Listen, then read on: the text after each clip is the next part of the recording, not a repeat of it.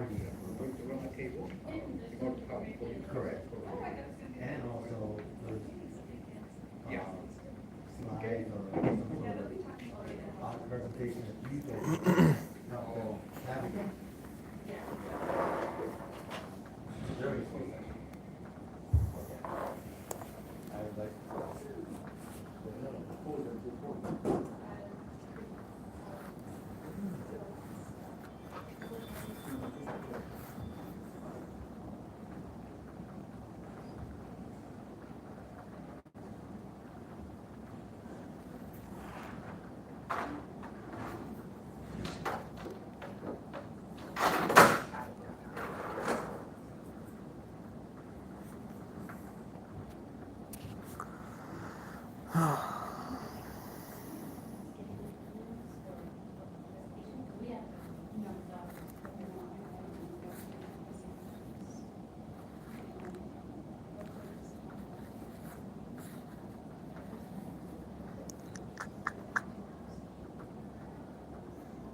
Go here real quick, switch accounts.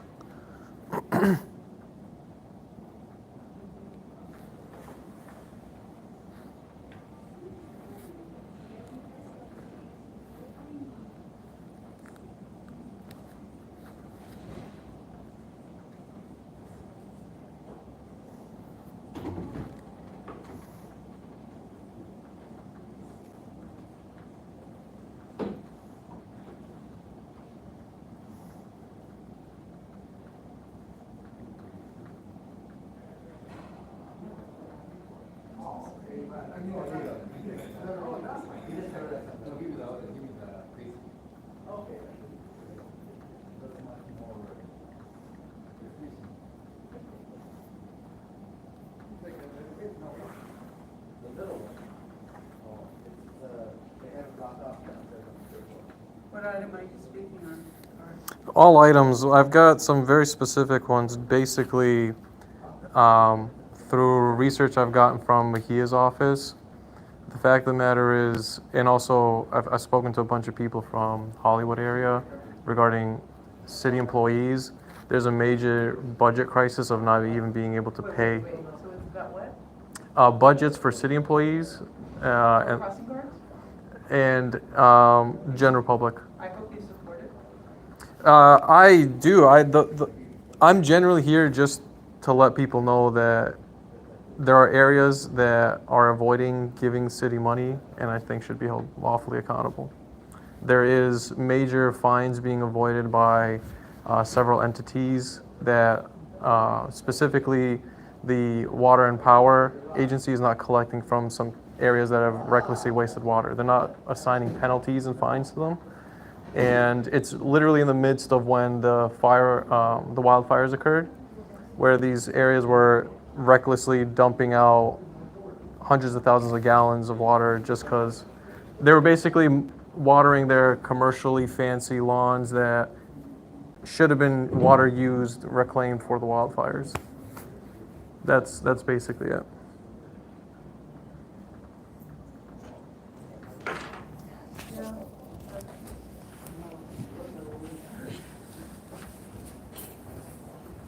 Outstanding. Okay.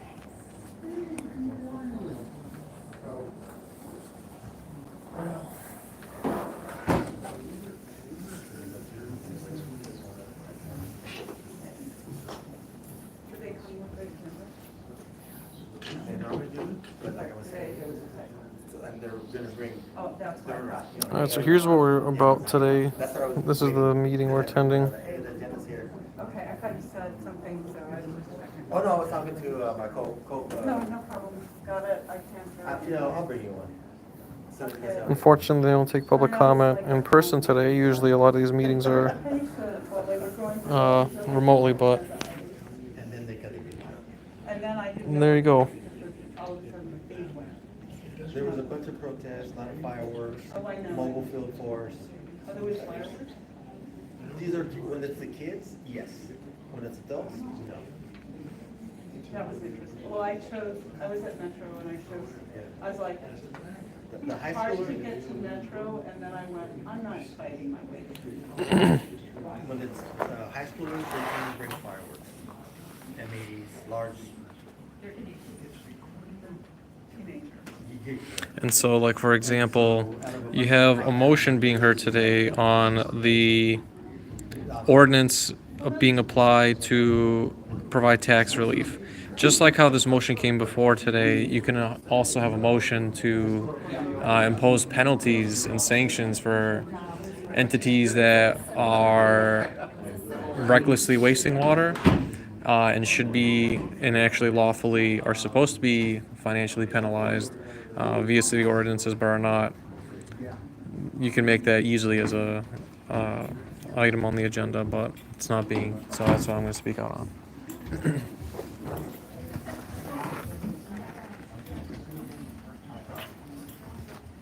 So we do this?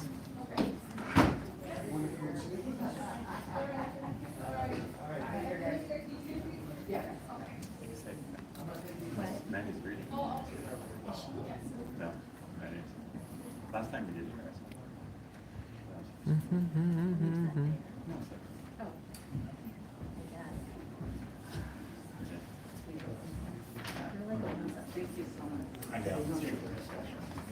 I'm all set, thank you. Yeah, you can give it to somebody else. Appreciate it.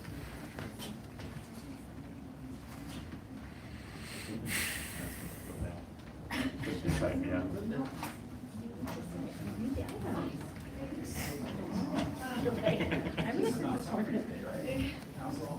Yeah, we had a little break, you know? That was nice, like an hour, 15 minutes. Huh? What's up? Good, how are you doing?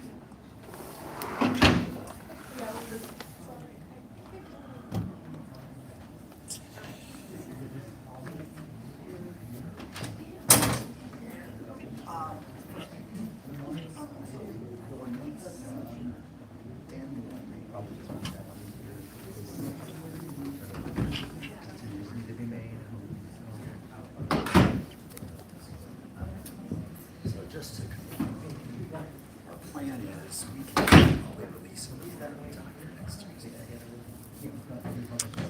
So we'll do. Physical copy of the task. So it's something like- 1 2 test is 1 2 1 2 check and 1 2 I love the physical. Yeah, so, and copies available.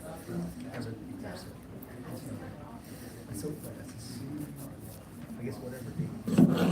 check check 1 2 1 2 these are my tests 1 2 1 2 checking 1 2 So I have a copy. Email from controller. Not finding. That's provided.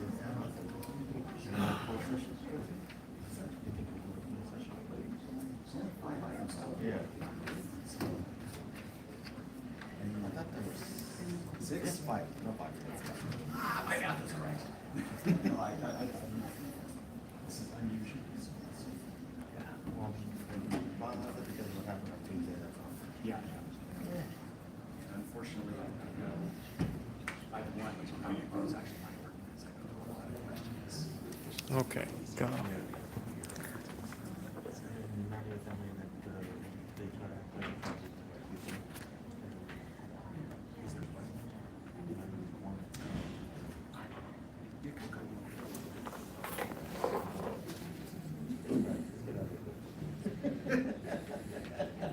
You know, It is, hey, we woke up, we don't know what's gonna happen today.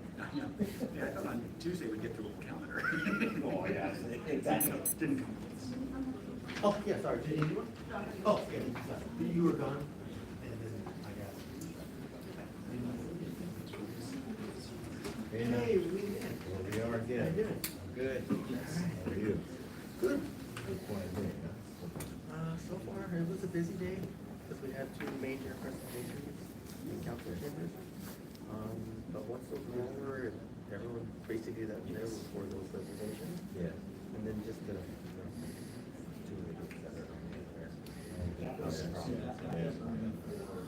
so hopefully this will go quick, there's only 5 items. Yeah, I heard that.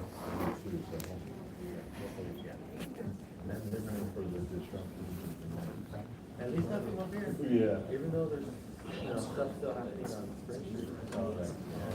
One and we have received there, it's just, we have mobile field force on standby. Unless something changes, and then right now, they're just moving. So they're not operating now, or at least when I came, they didn't go, they're not like back. Yeah, I was walking up here, I saw one with a few motorcycles and the bike and stuff like that. Well, when we hear that, and then obviously when And I'm the like, fireworks oh, go we're off. just chatting. I'm like, Yeah, "Where we yeah, go?" because then it's a building. So we none of that happened. There, the break, yeah, either. Right.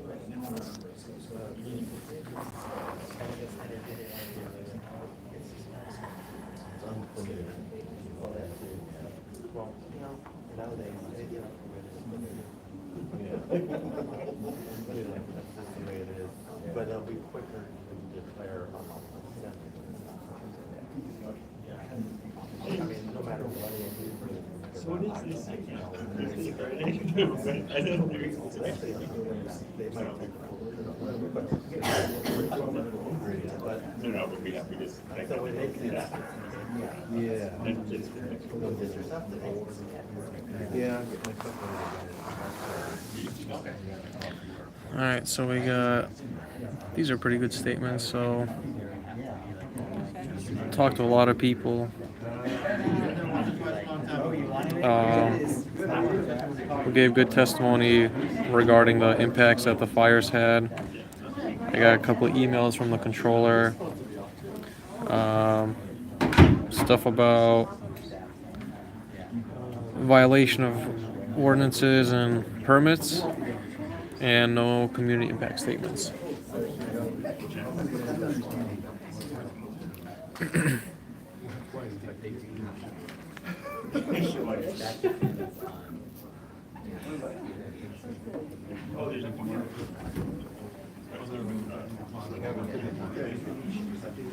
This seems to be really just because here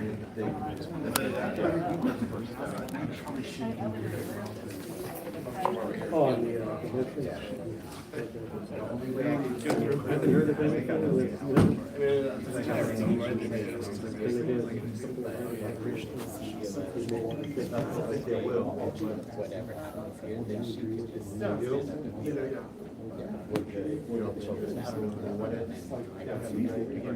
if there's actual like. See, like right here, referred by ad hoc committee. No CIS. No CIS. That's just adjourning to closed session, but even on the special item, no CIS. None was solicited. That's frustrating.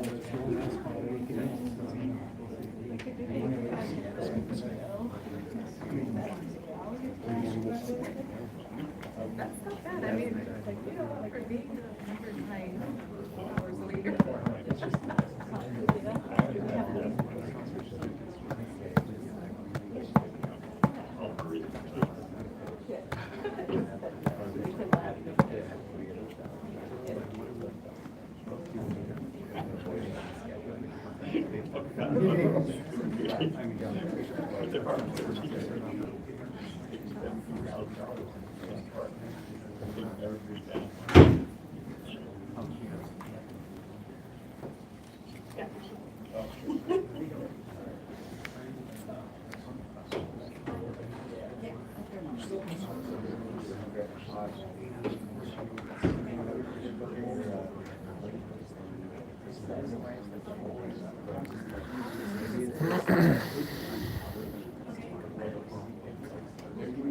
sitting behind us. You can't see anything.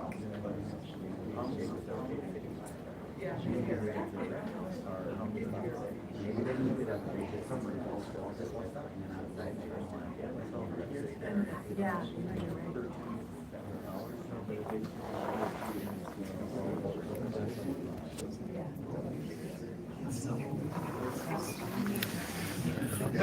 Um,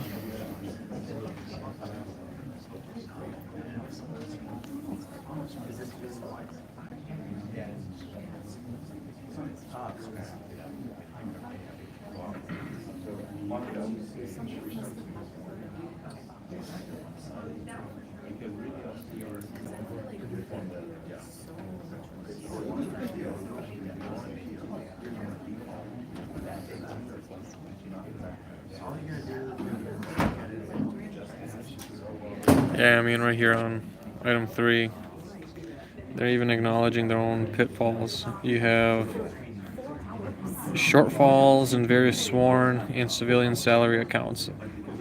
Let me translate that for you. That translation is people that we have on payroll right now as employees are not getting what they're supposed to be entitled to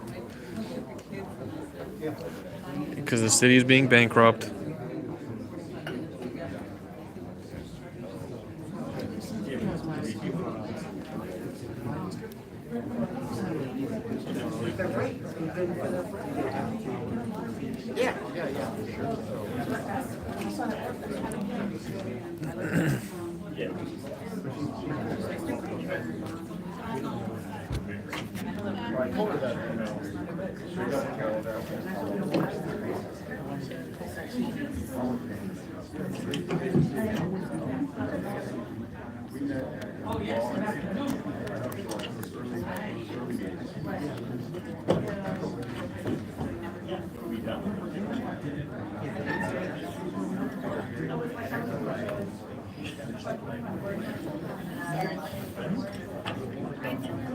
That's rough. Exactly, I got you. Thanks for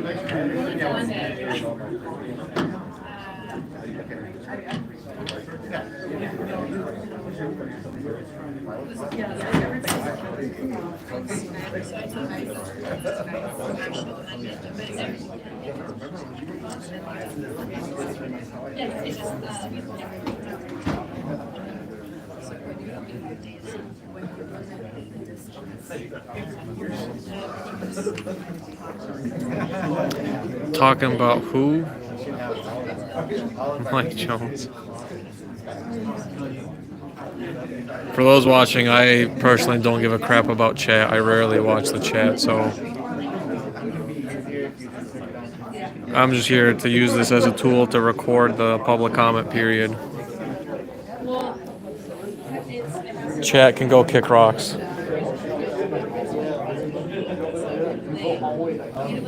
I abuse the chat because that's what chat deserves. A bunch of randos online tuning in, and I appreciate it, don't get me wrong, thanks for the views, but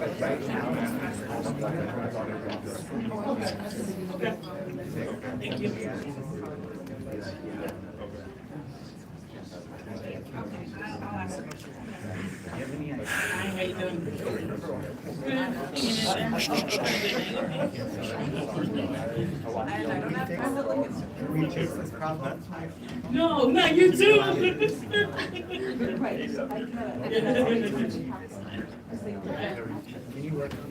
You know, I mean, I just. I'm sure like the track of the roller coaster is the same. The process Yeah.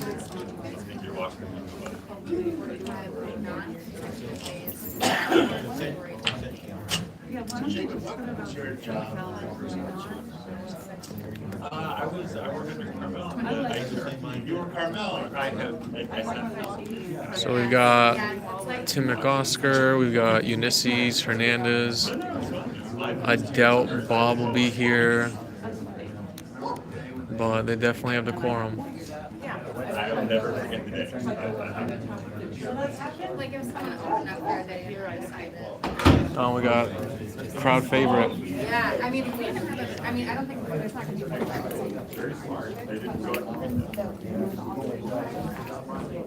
Just want to say hello, good to see you again. What's up? Hey, you all the way back up? Yeah, I'll talk to you afterwards if you're cool. We have another committee meeting after this one. Is it, Immigration and civil rights. that's what it is. All that Okay. beautiful shit. Right? Yeah. So these are two good, like, committees. They are, they're very good, You know. yes. But you missed the council meeting this morning. You could have went to that. I was at Cora, I got a whole bunch of stuff to tell you. I'm sure you'll love the crap out of it. Curtis is going over there next Friday. I saw. So I let all those Morehouse people know. Join us next Friday. Well, here, I'll mute this.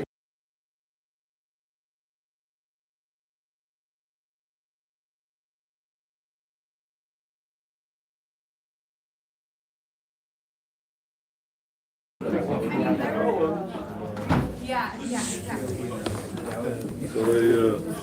So they ditched my public All right, comment. good afternoon, everyone. We're going to get started. KKKK. Today's Friday, February 7th, 2025. Welcome, everyone, to a special Budget and Finance Committee meeting. Heather Hutch. I appreciate people being able to come on such short notice. This meeting is meant to continue conversations that we started on our Tuesday agenda. I want to note that there will be no disruptions allowed during this meeting. That includes disruptive noises and gestures that impede this committee's work. This is the first and last warning. That's okay. Let's get started. I will explain comment rules. To people providing public comment, you will have 1 minute for each agenda item and 2 minutes total for all agenda items you wish to comment on. When it is your turn to speak at the podium, please state which of the agenda items you'd like to speak to. There will be no general public comment today because this is a special meeting. When speaking on the agenda items, you must be on topic. Our goal is to get through as many speakers as we can. If you are not on topic, or if we cannot tell whether you are on topic, you will get one brief warning from me or the chair. At that point, you need to immediately and clearly return to topic. If you do not do so, or if you again stray off topic, you will forfeit the rest of your speaking time, and we will move on to the next speaker. Please call the speakers. Can we do a roll call? Yes, Councilmember Yaroslavsky. Gotta hold the corner Here. first. Councilmember Blumenfield. Councilmember Hutt, absent. Councilmember McCosker. Councilmember Hernandez. Present. 4 members present and a quorum, Madam Chair. Thank you. We have 5 items on the agenda, including 2 closed session items. I'm going to ask that I recommend approving item 3 on consent, and then taking the others. Any comments? Anything else to pull?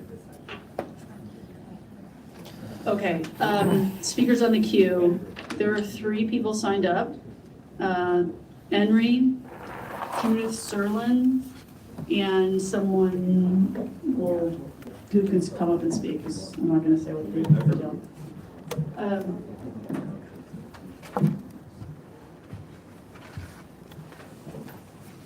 So Henry or Judith, please come on up. Just a point of clarification before we start. 1 minute per agenda item, including number 3, which I believe was stated to be taken on consent. Is that still open for a public comment? No, but there's no general public comment, so it's 1, 2, 4, 5. Okay, 1, 2. 1 minute per item for a maximum of 2. No public comment because it's a special meeting. Okay, so 1, 2, 4, 5 are the items open. Correct. Okay, thank you. Just want to clarify. All right. Well, good afternoon, everybody. Appreciate you all being here. On item number 1, my frustration is this. I see no community impact statement, yet yesterday, literally, there was an East Hollywood Neighborhood Council meeting. I don't understand why, at the very least, one council member could not directly go and have a staffer go to solicit feedback from the EHNC so that they could therefore submit a CIS report. There is always at least one, especially in this one, which directly impacts East Hollywood Neighborhood Council. Why nobody on any of the city council member staffers was there to solicit feedback so that they could submit a report, a CIS report, which directly states the voice of your stakeholders. That is the direct voice of the customers that you serve, the customers being the people. East Hollywood Neighborhood Council was there. And I know personally Tim McCosker has been invited to several of these neighborhood councils, and yet he still does not show up. That is my frustration with item number 1. And he's not the only one. And it continues to be a problem. And this is not the only item. Item number 2, we're talking about appropriating and transferring funds. Here's the problem with that. I've spoken to dozens of victims of the wildfires, and the problem is that if an item can be brought before a special committee to be voted on for a transference of funds, then why is it that we're not talking about the fact that there's other pools of accounts that can also be transferred over, where revenue pools are not being solicited by entities breaking the law and violating the law, such as Scientology. We have penalties on permits not being paid. That is an account that you can pull from. That is revenue lost, intentionally, I might add. We have whistleblowers telling us so. We have letters from the controller's office that you guys are posting ghost jobs and that several employees are not getting their due payments. This is insane. Your city is literally being defunded, and it's thanks to some of the collusion of Mayor Karen Bass involved in all this criminal conspiracy. A brief correction, people can comment on item 3, even though it was taken on consent. That's why I asked. That's why I asked. That's why I asked. My name's Judith Sterlin, and I'm from the Teamsters Local 911. I'm here to talk about item number 224-1585, and I'm here to talk about the crossing guards. We had a phone call today, and hundreds of people were on the line. They want to know what's going on.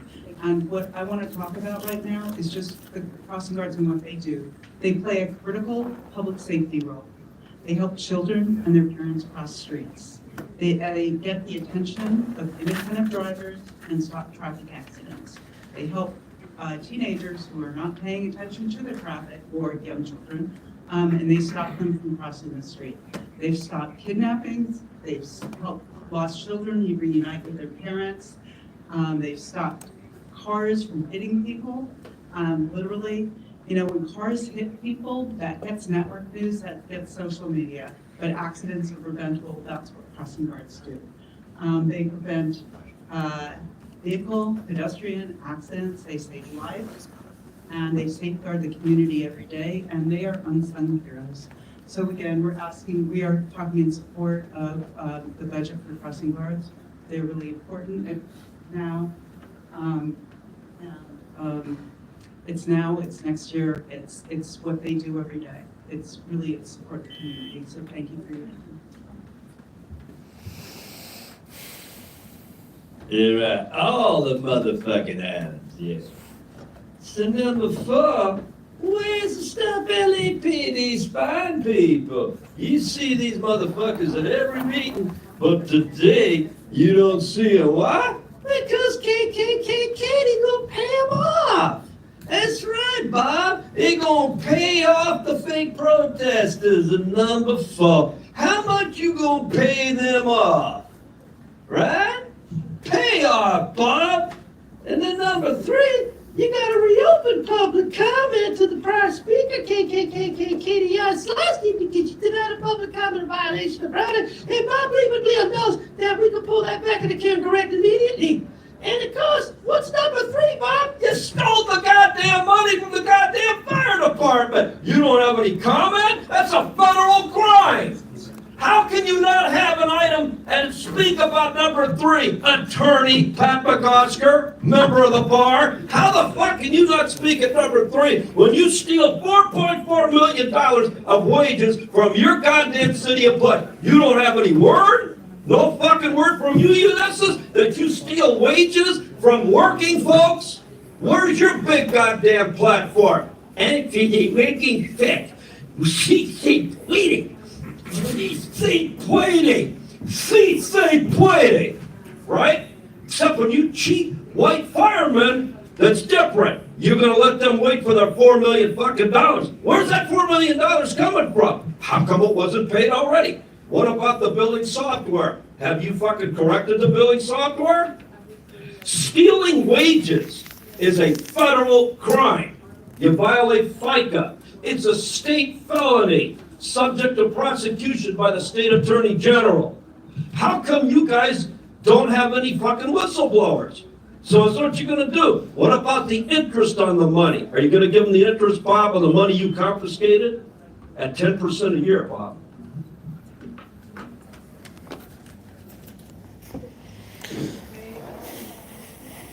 No more speakers in the queue. We're ready to vote on the consent item, which is item 3. I move approval. Ms. Morales, would you please call the roll? Yaroslavsky. Yes. Blumenfield. Hutt. Absent. I'm gonna file a McCosker. correct after. Hernandez. Yep. Yes. 4 ayes, this item is approved. Thank you. Moving to item Yep, 1. I have to. I'd like to ask the Office of Finance to come to the table. Is it the brown jacket woman writing on the little gray Item laptop one. in front of us? That's the Item deputy one? city attorney Yes, sitting? please. All right. Attorney reports and ordinances relative to amending the Los Angeles Municipal Code to provide tax relief to local businesses impacted by the January 2025 wildfire. Thank you. So this motion raises really important questions on how we structure relief for businesses that were impacted by the fires. We need to make sure that businesses most affected get the flexibility and support they need while making sure our policy is clear, fair, and workable. I know this was amended in the Ad hoc Recovery Committee yesterday. My objective today is to be clear on how eligibility and verification will work, and that we're not creating unnecessary hurdles for those trying to rebuild their businesses. I'd like to ask the Finance Department to walk us through a few key details. Welcome. Can you talk through the intent of the ordinance and are we forgiving anything? Or whoever wants to speak. So, Madam Chair, would you like us to provide a summary of the draft ordinance as was submitted, or would you like to go straight into questions? Well, maybe a quick overview of the ordinance as amended. Yes, as it was submitted, what the amendments yesterday did, and then we can ask some questions, given the state of play. So, as submitted, the ordinance was intended to alleviate businesses that were destroyed or interrupted by the wildfires and interrupted for 60 continuous days. Oh, I apologize. So I'll start again. I'm sorry, Charles Hong, Assistant City Attorney. As submitted, the ordinance was, by motion from council, was provide business tax relief for those businesses that were destroyed or interrupted 60 continuous days on account of the fires that began January 7th, 2025. And per the motion, the ordinance was to be similar to the tax relief that this council adopted back in 1994 in response to the Northwoods quake. And the ordinance as provided, as submitted, reflected those changes to conform with the impact to the fires in similar fashion to the Northwoods quake. Yesterday at the Ad hoc Committee, there was an amending motion on the suggestion of Finance to provide certain additional edits or changes to the ordinance as submitted, specifically to subsection B, where the term interrupted was replaced with experienced severe economic disruption, and that the Office of Finance would provide further rules and guidelines on how to effectuate that revision.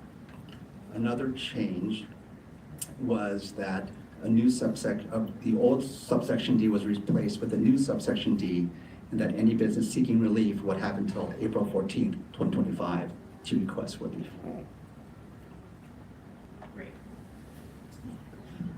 So I think we all understand that when you pay your business tax, you're paying prospectively for the year ahead, and that the bill that you get in the mail is based on the prior year's assumptions. So what we're really trying to do is give a little bit extra time and then give people a chance to pay this year based on what they think their revenues are going to be, what their taxable income is going to be. Yeah? So essentially, if a business has been burned down, they are completely relieved from paying any taxes in 2025. If you are a business that was perhaps where you suffered severe economic disruption, you can request relief, and you would demonstrate that, however, by providing whatever proof that you have that Finance would review. We would relieve you of the 2025 year. If that same business were to resume operations later on in the calendar year, assuming, let's say, September, October, then when it's time to file for their January 2026 taxes, they would pay for their 26 taxes, and then they would also pay for the months that they were in business at the point in which they resumed operations. They would be treated as a new business, essentially. So when we say resume, they would have to register with us, and at that point in time, that date would be their new date of operation.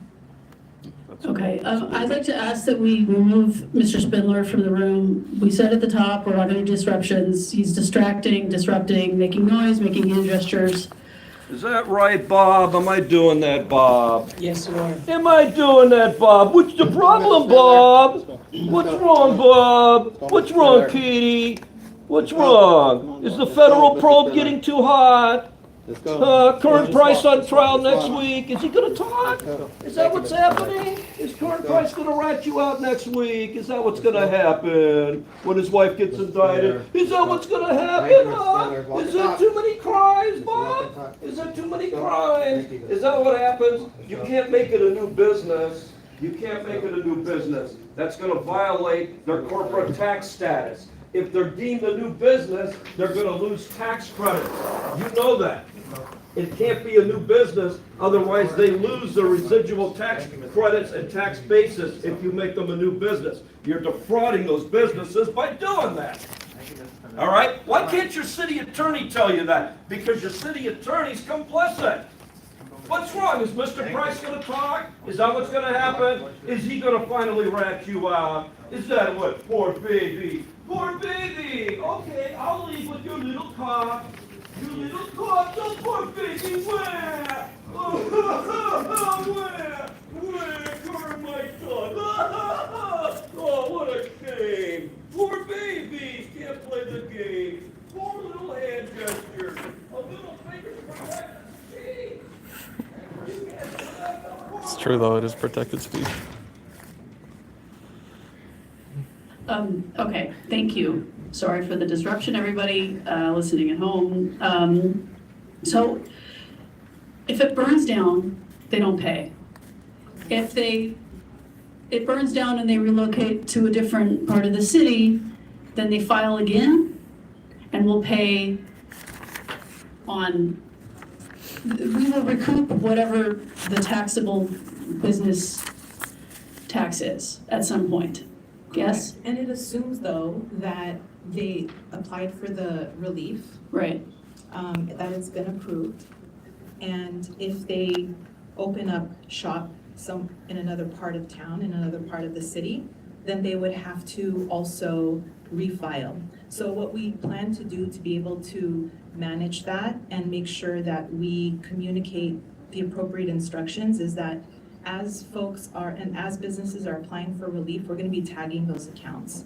So that after we get through the April deadline, we'll be sending them a communication essentially saying that if you have plans to resume business or to open a new business, you have to re-register with Office of Finance and we'll lay out the process for them. And what is the process to re-register? Is it cumbersome? Is it something you can do online? Are we creating sort of new barriers when we don't have to? Just talk us through that. So a business could register online. They could register by filling out an application that they would typically fill out if they were renewing their business tax certificate, or they could apply at the counter. There's no registration fee. We don't collect registration fees from businesses. And the first year when you open as a business, the day that you register, you pay no taxes, but the second year of operation during the renewal cycle, which is between January and February, you pay for the year ahead of you and for that first year that you were in business. And if say you start a new business, you don't pay for that year, and then you shut it down a year later, we still capture that tax revenue some other way then? Correct, because businesses who, let's say, shut down have to close their account. If they don't close their account, we assume that they're still operating. So we would send them a renewal certificate. If we don't hear from them, then eventually that could go to collections. So we could continue to keep in communication with the taxpayer. Just for my own edification, we were talking about this at lunch just now. How did we end up where we have people prepay for something that varies year to year? Why don't we just have people pay at the end of the year? And so right now, so what we have is a system where you prepay based on what you think it is, and then we reconcile it the next year. So just curious. I'm gonna let the city attorney answer the core question, but to how it's calculated, so for the year you're paying in, it is based on the prior year's receipts for an ongoing business. It's just that first year where we don't know how much money you're going to make, so we don't know how much, and you didn't make any money the year before because you didn't exist. So it's that first year where we have to kind of catch up. For a business that's ongoing, your 2025 renewal is simply based on how much money you made in 2024. And it just rolls through that consistently. Why it's that way? It has been that way for many. Like many things at the city, no one knows, it's just been this way forever. Well, I can't explain. This is initially a license tax, and this is how license taxes were created back in the 1860s. And we just continue that legacy through today. And this question has come up in the past. The problem with changing it is it would require us to go back to the voters and have them approve it, because for that period of time, someone certainly will pay more if we switch to looking forward rather than backward. So that's why it remains this way. Historically, we have historic reasons, and changing it now requires approval of the voters. Thank you. I just have one more question and I'll turn it over to colleagues. I think one of the things my team was really concerned about is that people will see this and they'll say, oh, I don't have to pay property taxes or business taxes if, you know, I was somehow impacted by the fire, even if like I had one client who I now lost or something. How are we as a city going to communicate out what the obligations are and the narrowness of how this is going to be applied and who this sort of is for? So the original ordinance did allow for a greater net of applicants, and our intent in amending the ordinance so that it only applies to severe economic disruption was to narrow that down. We're not going to be approving applications for businesses who across town may have lost a client or two who perhaps they were a hair salon and you had 2 residents from the Palisades that would go to that hair salon, and those residents are no longer going to that hair salon and therefore applying for relief. So those types, that example, those types of applications are not applications that we would approve. There is a bit of discretion, and so it is on the taxpayer to submit proof of how they were severely disrupted. Right. But at the same time, the intent behind the ordinance was also to capture those businesses that were not just brick and mortar, but those businesses that provided a service to the Palisades and relied heavily on Palisades Commons. Sure. My question is more, how are we communicating out that this is not a blanket giveaway and people don't have to pay business tax? Like, is there going to be a one-pager that we can share? Is it going to be posted somewhere? Yes. Is there, what are the comms going to be so that at a time when our revenues are already down, we don't see a huge number of people who should be paying, not paying because they don't understand what this is and isn't. So what is that comm strategy is just, I just want to like note that I think it's really important how we talk about this and where we're talking about this so that we don't, we get all the tax revenue that we should be getting and people understand that for the most part, most people are going to continue to have to pay as normal. So it is, we do have a little bit of work to do, our office, in terms of developing rules and guidelines. But we will be putting together a one-page FAQ that we're going to be distributing to whether it's the disaster recovery centers and having a targeted outreach. We also have our email address base in LA Tax from all of the businesses that have registered. Businesses as of December 2024 received a notice that it is business tax renewal season, so they are in the process of engaging with our office and renewing their taxes. And so they will be checking our website, and we will be sending out a mass communication via email as well, laying out what the parameters are for the relief. Okay, thank you. Colleagues, questions? Councilmember Bloomfield. Thank you. And just trying to get my head around it. So for a business like a guy who services pools, and let's say half his pools are in, you would qualify for this? Well, I mean, I don't want to necessarily. Not a specific It case, is a case by case. Right. And the taxpayer would have to provide proof of severe economic disruption, whether that's half your business or 80% of your business. I wouldn't want to say now, but severe means that you Are we going to have without to the define relief. that? I mean, who's gonna define what severe is? We will, Office of Finance will. And so Will it's it not, be an objective definition or a subjective definition? well, it's gonna be subjective to a certain extent. I mean, the communication we're gonna be sending out is demonstrate severe economic disruption, provide as much proof of evidence as possible. We're gonna probably have to engage with the taxpayer, but it is gonna be discretionary on our part. And depending on the number of applications that we receive, it may take some time to also get through all of these applications as well. Do we have it sounds like a lot of staff time to deal with that? Do we have enough resources to deal with all that? We do not, but we're going to manage, and managing means,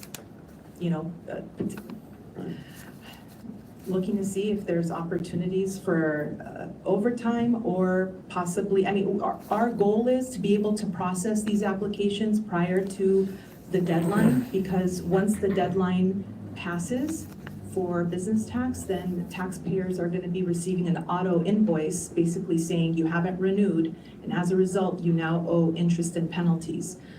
A way to mitigate some of that is we're also going to be advising those that apply for a relief to also apply for the extension at the same time. So that way they have an additional 45 days, which also gives Office of Finance 45 days to process the application. And we're going to do our best to get through it, but we don't know if this is going to open it up to a couple hundred applicants or if it's going to open it up to thousands and thousands of applicants. A lot of that's going to depend on that definition. I mean, I'd love to see that definition fleshed out a little bit. Ideally, I'd like to see it before I vote on this, but I know that's probably not going to happen because, I'm just thinking of different scenarios. So you have the guy who's got services pools and half his pool burned down. Is he severely economic? It sounds like it. Then you have, let's say, a therapist works out of their home burns down. They still can hear those clients, but they've lost their home. So that would be different. If your business is registered as your home address and your home burns down, you are exempt. You would qualify for relief. Right, and yet, in those two examples, that therapist may not lose a single client because they do virtual or something, they do virtual stuff, and that pool guy or that, as the example you gave of the hair salon, who happens to have all their, be the hair salon person for the Palisades, they may have lost a lot of clients. Mm-hmm. And yet the one is automatic, who may not lose any money, and the one that may lose all their money is going to be a much harder case. So it seems like it's a bit of it's going to be very difficult to sort out the severity without some objective measures. Just very briefly on the idea of the person whose home business was destroyed by the fire, if they're continuing to operate, they're going to have to at some point tell finance that they've resumed their business. And so under that code, under that provision in this section, they would have to contact finance. So their business has to be good. So you can't, under the scenario, am I correct in hearing then that if you want to continue your business, like let's say you are that therapist and your house burns down and now you can only see half as many clients because you don't have an office, but you can do half of your clients were virtual anyway or whatever, you don't want to close down your business license. And you would not. So, but you want to stop paying gross receipts tax. Right. So although they are destroyed under Section A, if they are a home office and they have clients throughout the city and they continue to earn revenues throughout the city, they'll have to have a new business location that they will establish at some point. So this will get them relief while they're establishing that new business location, but then they will have to apply and get a business tax license. They will have to renew. So in that case, like if you're a virtual therapist or whatever, you could wait 6 months before you could continue your business but not have a new address, or how would that work? Under the way the ordinance is laid out, and that in this, you're a person who has a home business, that home is destroyed. You're gonna, as Dan said, you're gonna have to move. You will tell us your home was destroyed. You will automatically, per Section A, be granted the relief, and you won't need to pay your renewals. in February of 2025. Assuming you figure out a new location really quickly, you'll be able to set up that new location as a new business under section C. As soon as you start up business again, we'll set up the new business location. And just as Deanna laid out, you'll be a new business. You won't owe any money in 2025. You will owe 2026 taxes. That's And where this is particularly relevant, there's a threshold of where you pay gross receipts, right? It used to be 100,000, is it still 100? Still 100,000. So if you, let's say you normally earn 200,000 or something, if you figure by the time you start your new business, you can keep it to 99,000, then you avoid paying any tax, right? You'd be eligible for small business exemption, yes. So there's a little bit of oddity or gaming that could happen in this situation because you may strategically start your new business in time to qualify for the gross receipts. I don't know. I mean, if that's a relevant thing. So if I can also add to your example, in terms of the therapist whose home burned down and they work from their home, this relief under subsection under A would grant them relief from paying gross receipts tax based on gross receipts they earned in the prior year.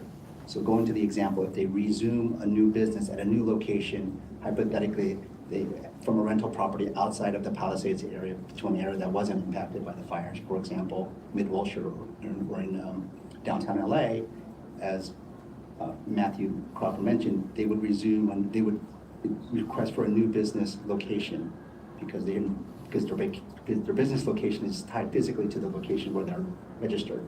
And then they would, once they resume operation, then they would end up paying or having a business tax obligation for the 2025 gross receipts they earn, hypothetically assuming it's today, through the end of this year in 2026. And then let me just also add, that's why it's also going to be important for finance to tag those accounts, because we're gonna have to do follow-up and we're gonna have to remind the taxpayer that when you're up and running, you need to re-register and we will handle the taxes that you would owe for the 2025 year in 2026. So essentially, we're relieving the taxpayer from having to pay taxes for the full year today, and essentially just putting a pause on what they would owe, because now their business has been severely disrupted. And so the proportion to which they would have to pay in 2026 would be less than what they would have to pay between January and February this year, assuming no interruption. Great, thank you. And two more quick questions, then I'll turn to my colleagues. I don't want to take all the time. One is, do we have some estimates on what this may cost us in terms of our projected revenue? And I know you don't have an exact because it depends on the definition of severe, but just a ballpark or a range. And then second, but kind of related to that, is are we able to, and if not, can we figure out a way to get FEMA to cover these costs, maybe by doing it all on overtime? Is there a way to make these costs to finance recoupable? To the first question, we do have a pretty good idea of what our universe is for the specific geography of the fires. We have in the Palisades area, the 3 zip codes that pretty closely mirror the fire area. We have 9,700 registered businesses. Those businesses last year paid a little bit more than $8 million.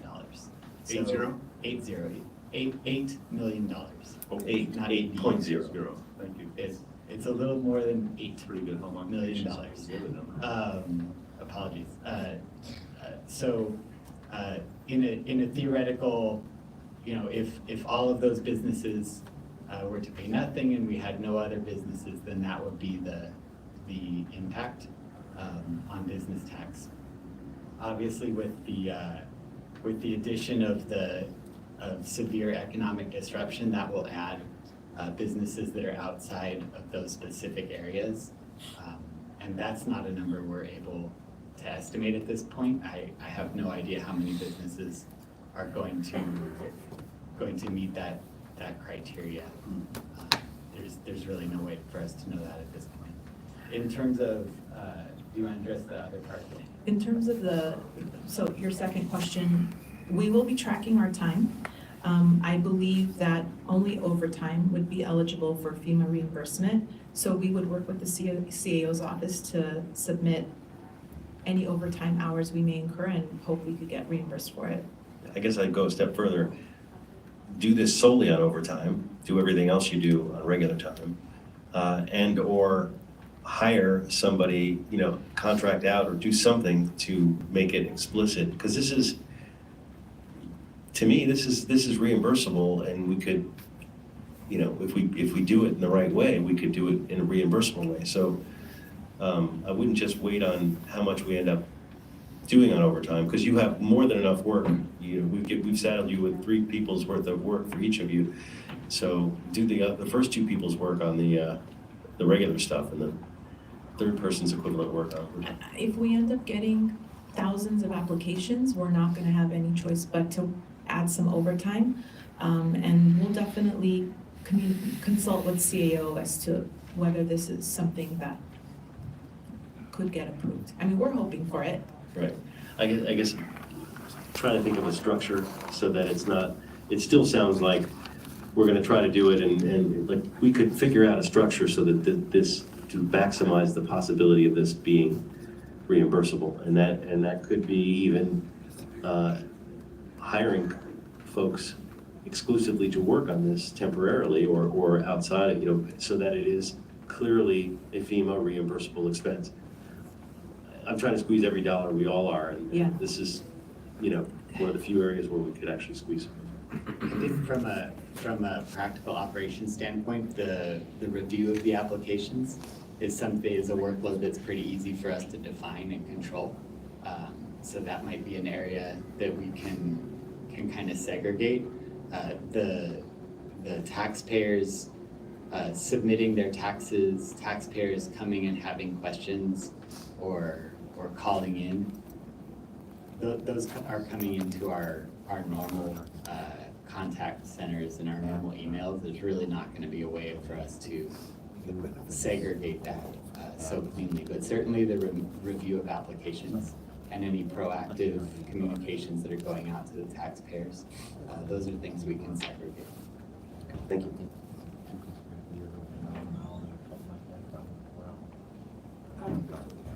Colleagues? If I could just add, so about almost 8,000 businesses, about $8 million in business license tax, mostly gross receipt tax. It's just short of 10,000, 9,700. Okay, so yes, but yeah. Okay, so even a different ratio.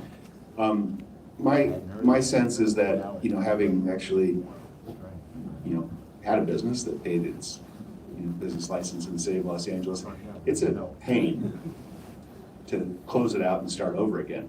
And so we're going to have folks that are going to, I think those home occupation businesses, if that really is your income, hopefully you're going to be able to, continue on and do home occupation where you have your home.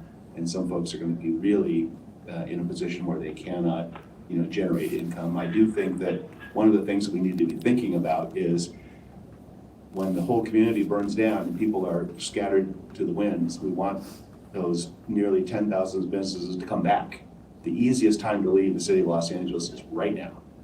And so the idea of this relief, painful as it is, not painful, slightly painful to us, way more painful to the taxpayer. It makes sense to, I appreciate what you're proposing. It makes sense to take this case, have some cases where it's very clear. You're going to be in a position where there's going to be relief right now. And for those folks who get relief right now, and then they hopefully can start up a business in our jurisdiction and maybe come back, we will do a catch-up. We'll do a catch-up because if they are in the fortunate position to have, a 6-month, a 10-month interruption, and they restart their business and they have a new, hopefully a registration in the city of Los Angeles, then they will have a payment on a go forward that looks backward for that 4 or 5 months. So for us, it's a cash flow issue, and for them, I think this is an opportunity to encourage folks, hang in there, restart your business, restart your lives, and do it in Los Angeles. So I think there's a great deal of value to this, so thank you.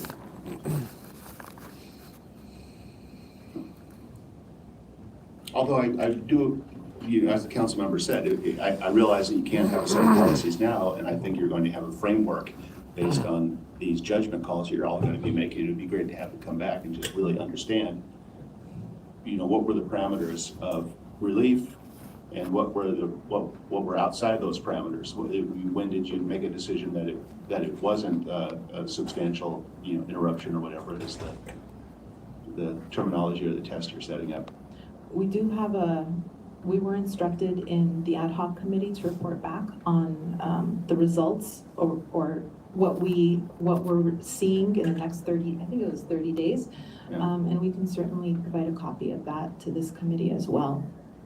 I should know this, but if someone if there's a business that has multiple locations throughout the city of Los Angeles and has one of those businesses in the affected area and it burned down, how would that taxpayer, who is a big entity, and they have other issues to worry about than the city of Los Angeles, but how does that taxpayer treat the loss of one unit in the Palisades? Each location, each business location will have a separate account number in our system.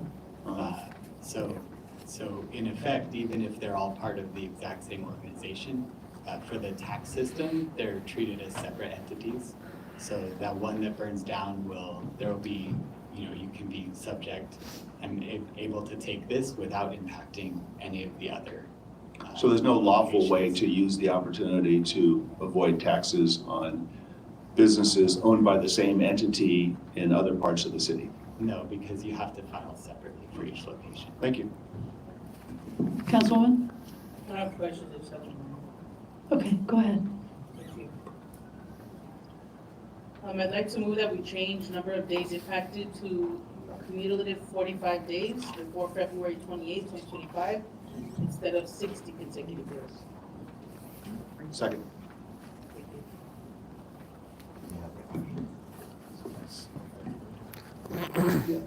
So because the ad hoc committee yesterday adopted finance's recommendation with the 60 continuous days, so is the instruction from this committee before it votes that you would like to further amend it to 45 days so that we bring back to this committee or directly back to council? I think to council, my understanding is that that Office of Finance and CD11 are comfortable with that change. I don't have any concerns with it. Yes, we don't have any concerns. I mean, I think just operationally, 45 days could mean more applications, but on the other end, it's easier for us to manage because 45 days comes sooner than 60 days. So it has its pluses and minuses, but otherwise It's over sooner. Otherwise it's doable. Okay. Okay, great. Seeing no other questions or comments, I recommend we concur with the Ad hoc Recovery Committee report and additionally approve the ordinance as amended by Councilwoman Hernandez in Budget and Finance. Councilmember Yaroslavsky. Yes. Councilmember Blumenfield. Aye. Councilmember Hutt absent. Councilmember McCosker. Yes. Councilmember Hernandez. Yes. 4 ayes, this item is approved as stated by the chair. Okay, thank you.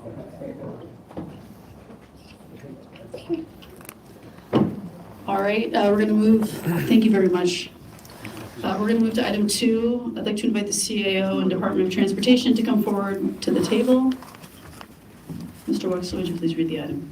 Yes, item number 2, motion Hutt, McCosker, Hernandez relative to transferring, appropriating from the unappropriated balance departmental payroll reconciliation to the Department of Transportation Fund salaries as needed for continuing the same level of crossing guard services for the remainder of the school year. Thank you. Just a couple quick questions and I'll turn it over to colleagues. Can DOT please walk through where you are in terms of the shortfall? Is the full 2.3 million needed? Yeah, I can answer that. Good afternoon, council members. I'm Kevin Min, the Assistant General Manager at LPT.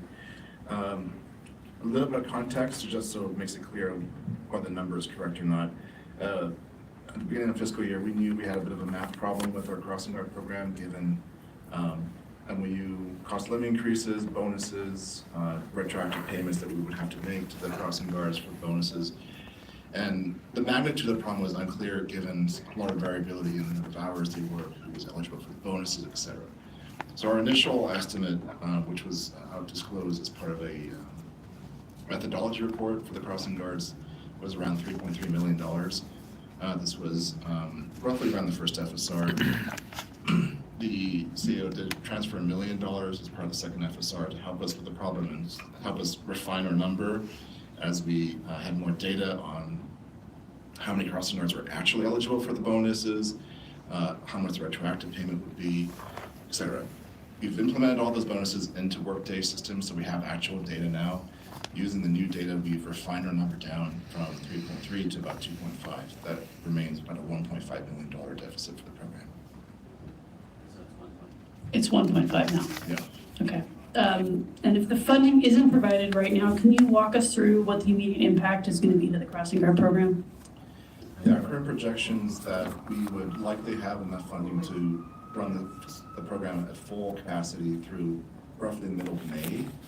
However, our challenge is that if we run out of money in May and we don't have confidence in the funding coming in, we need a notification period for LAUSD and the unions to let them know that there would be a change in the program. So we're looking around spring break of LAUSD for when we would need to have some kind of certainty in whether the funding is coming in. Thank you. And this is for CAO. Are there sufficient funds in the account identified to cover the shortfall?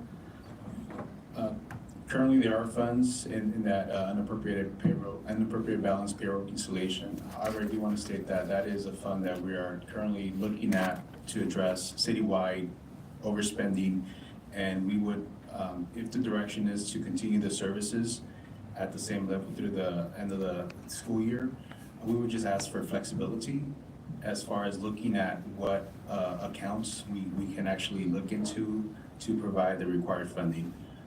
We could do so by the mid-year, which is due out in March, ahead of when the funding that the department currently has will run out. So we're just asking for flexibility as far as figuring out, what's how the overspending matches up to our available funding to address that overspending and just make this part of that equation as well. So as long as there's a commitment that we're going to fund it, that's what you need right now? Yes, a commitment would be extremely helpful, just for us to know how to plan moving forward with the program. The dollar amount, we can work with the CEO on identifying the exact dollar amounts and the funding source. That's what we do. Okay. Colleagues, any questions? Councilwoman Hernandez. Thank you, Chairwoman. And when you make change in the program, you mean like firing people, right? Or tell me if I'm wrong, like just my ass. Yeah, we would essentially just suspend service for the entire program come the middle of May, because we wouldn't be able to pay the crossing guards from our as-needed salaries accounting. Great, thank you. And just for clarity's sake, and I think the chairman asked, have we not identified the dollars that could go to pay the $1.5 million gap? Well, that is, if you're directing the department to continue the service, then we take that as a direction as well to find the money to support that continuation of service. We just are asking for flexibility because, as you may recall, we have reported that is the same fund that we're going to move money out to the fire department, where that's where their MOU changes. We through the budget process put money in there to cover those MOU changes. So we don't know the final tally of what that is. We had an estimate at the beginning of the year, $53 million. We still, need to verify what the actual amount is. So once we know what that is, then we can start looking at the other areas of overspending and see where we have those funds to cover those. And we would add, in essence, if it's 1.5, we would add that to the equation and just come up with a more global solution for the city overspending. Great, thank you. Councilmember McCosker. Just to be super clear, because we heard this in personnel, as you know, it's always a painful conversation. The flexibility is on the source of funds. Yes. And you're asking for flexibility because we looked at a particular source of funds in the UB, And the flexibility is not on the level of service. Correct. Everybody's agreed? Yes. Everybody says yes. Okay, thank you. Councilmember Blumenfield. Right, so help me understand then what is before us, because what I see before us is the motion to transfer funds from the UB. You're saying, don't do that, give us direction to continue the level of service, and which I'm for, and I think we need to continue the level of service. We did know this was gonna be a hole when we did the budget last year, and that this wasn't fully, accounted for necessarily, so how are you suggesting that this be amended in order to reflect our commitment to continuing level of service, but not specifically transferring UB money? So I have two suggestions, for direction. So one is to direct the Department of Transportation to continue the level of service to the end of the school year. And the second part is to direct the CAO to provide recommendations in the mid-year financial status report to fund that same level of service for the remainder of the school year. Okay, so I don't know if we need a formal amendment to do that. I mean, I'm happy to offer an amendment to do exactly what Mr. Seha just said, rather than my repeating it and getting it wrong. I'll second that. Okay. Chairman, I have a question. Yes. Thank you. When is it expected that the mid-year FSR will be coming out? So the mid-year FSR will come out for a Budget and Finance Committee in March. March, okay, and we have the money until May? Yeah. Or we need it until May? Yes, we have enough funds to run the program through May. Okay, great, wonderful, thank you. Okay, I was gonna do the same thing, just did it. Great, excellent.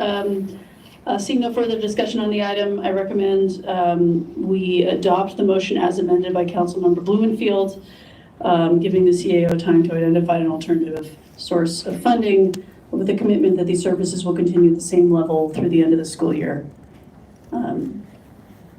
Yaroslavsky. Yes. Blumenfield. Hunt absent. McCosker. Yes. Hernandez. Right. 4 ayes, this item is approved as amended. Thank you.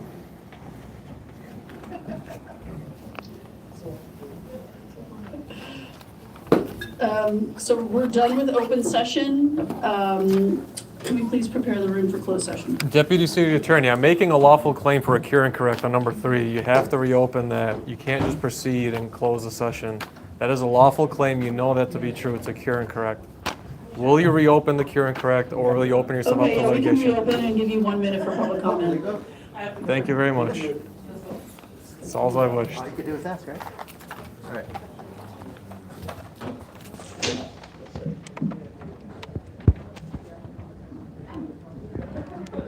I was waiting for the timer. They got it triggered. So we're going to reopen public hearing and public comment. You have 1 minute on item 3, sir. Thank you. I appreciate you following through, and I just wanted to make sure the timer is set. Yep. Don't we need to vote to reopen it? Just to be clear, we will reconsider item 3. Yaroslavsky. Yes. Blumenfield. Blumenfield. Hunt absent. McCosker. Yes. Hernandez. 3 ayes, this item is before the committee. Thank you. Okay, you have 1 minute for item 3. Thank you, Chairwoman. I just want to address number 3. Again, there's major deficits of funds to transfer, which is exactly why this motion is happening, primarily because of various deficiencies in civilian salary accounts. Why? There is revenue that the city is not collecting on various entities that are outright disobeying the law, not paying penalties on violations of permits, violations of ordinances, and they need to be held accountable. Myself and various others have come before you and explained who these entities are and their unlawful behavior. One has been Scientology, where they have recklessly wasted water during the same period that the wildfires are occurring. That is water that could have been used to save real people's lives, real people's homes. They have not received any penalties for the reckless waste of water during this crisis period. They continue to do it, and that is an account that you could have very easily used for the LAFD. That needs to be addressed. They need to be held lawfully accountable, just like everybody else here in this room. Thank you.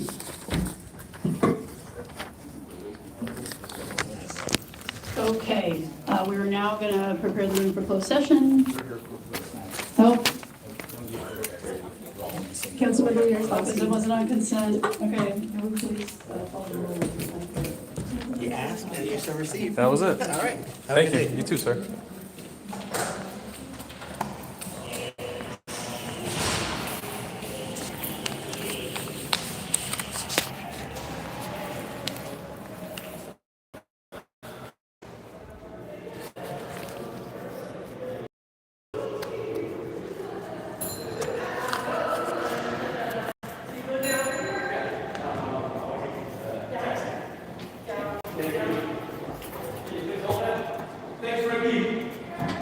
Oh.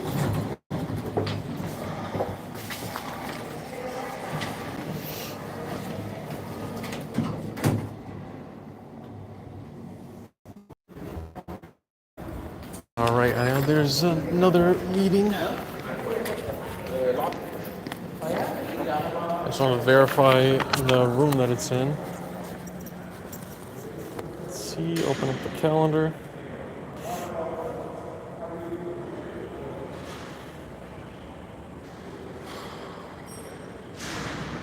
Council chamber, okay.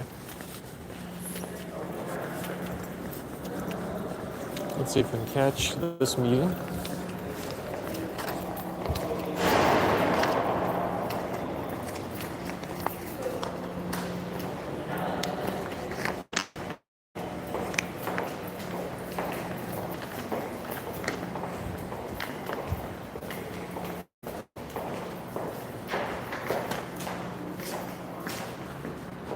Thank you.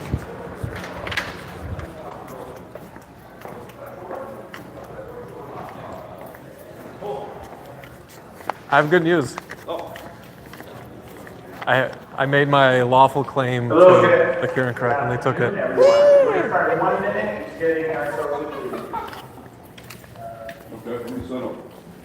Yeah, it was settled. So how did you like my exit?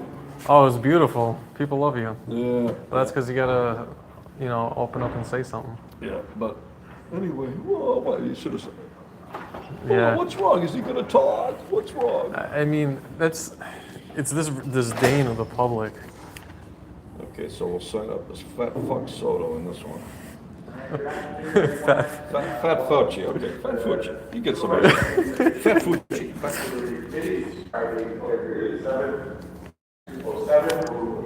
Can I ask the clerk to please call roll? Councilmember Sutherland here. Councilmember Zaire. Councilmember Zaire. Present. Councilmember Gulati. Councilmember Rodriguez. Here. Councilmember Rodriguez. All members, the quorum. Thank you so much. So we have a somewhat brief agenda. This is the first civil rights meeting of the year. About 7 items. I will be asking, I believe we've introduced a technical amendment for item number 5. Yeah, that was good. Here, I want you to. Item number 5, it will replace. Did they give you a minute to speak on it? They did. Perfecto. With the following So you got language. 3 minutes instead Number of 2. Just read that. You can take it. CIFD general It's official manager letter. or designee to negotiate I wrote a whole and article execute on it. contract with the Central City Neighborhood Partners, which was competitively procured for They 1 made year. it to the next level. That's me. Retroactive starting October 1st, 2024. Heidi's under through September investigation. 30th, 2025. There's a in the couple other amount of exhibits. They named the $60,000 guy that for the they never implementation named the of the investor, but it's always pedestrian confidential. Yeah. program. The contract shall be in substantial conformance to the draft agreement attached to the CIFD report. It was specifically for claims of frivolous prosecution activists. She was subpoenaed last Friday on this shit. Yeah, Michelle McGinnis was one of the people. Thank you so much. And, They got the whistleblower suing the city that Yeah, testified. that's her. That's her, Michelle McGinnis. 5 as amended, 6 and 7 amazing. on the consent. It's a miracle. Yeah. We'll come back to that after. Well, I have a case. I think I told you that criminal case we attended the arraignment. That's still it's set for trial for me over a bullshit vandalism. Thank you, Yeah. Mr. Chair. The people They're not providing dropping it, public and comment. When it is your turn to speak. they're gonna keep Beautiful at it. stuff. Yeah, they're gonna keep at it just to fuck with me and probably like You will have the 1 day minute per of, item, they'll up to say, 2 you know minutes what? total for the items open for public comment. speedy trial? When speaking on the agenda items, you must be on topic. No, Our goal is to get through as many preserved. speakers as we can. Yep, 30 If you're days. not on topic, or if we cannot tell whether you are on topic, we'll get one brief warning I from subpoenaed me or the chair. Board of Public At that Works point, Commissioners. we will need to get I immediately subpoenaed on topic. Bureau of If you do Engineering not do and so, BSS, or Bureau of if you Street again Services. stray off topic, you will forfeit your And from what I speaking time, understand, and we'll move criminal on to the hearings, next you can speaker. subpoena people within like 24 hours and they just have to show the fuck up. Now, email subpoenas for government employees, where you directly contact their email account directly that belongs to them. I imagine that would count as legitimate service. Names that have signed up, Talk so to your please attorney. line up. I'm calling FF and Henri.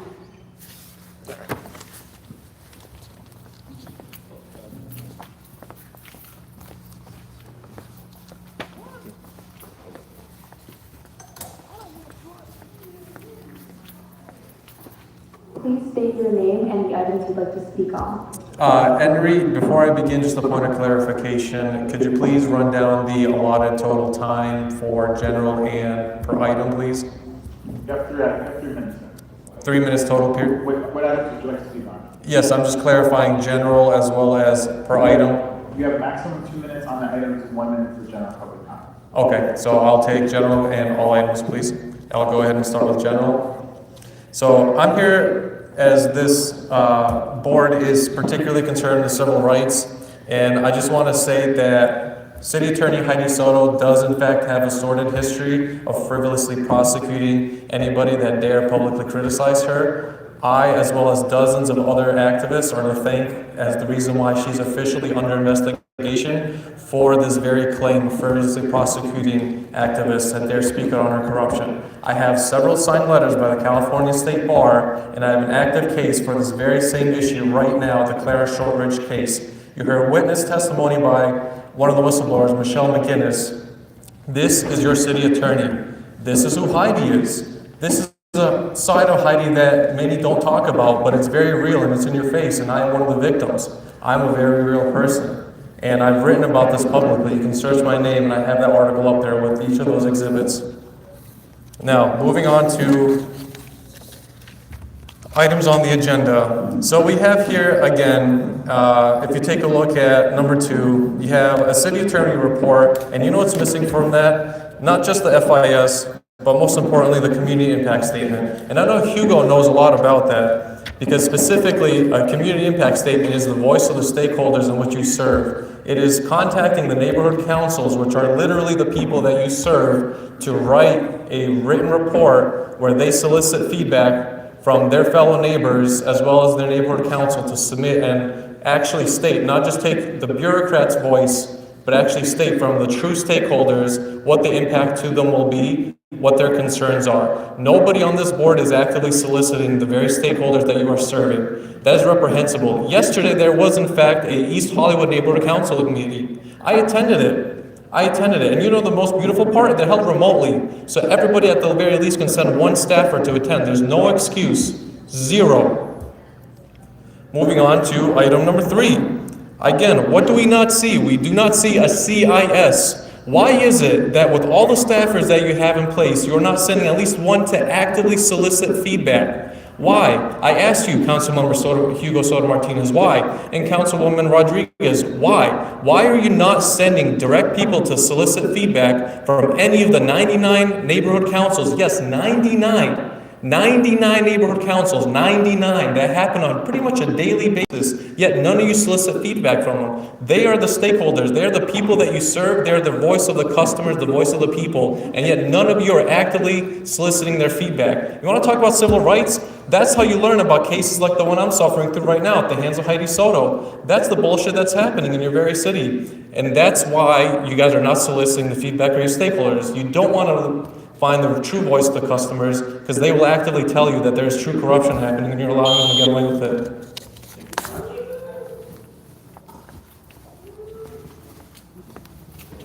Thank you. Please state your name and the items you'd like to speak on. Yeah, all items in general government. So, let's see here, number 1, yeah, Neela's that. Used to be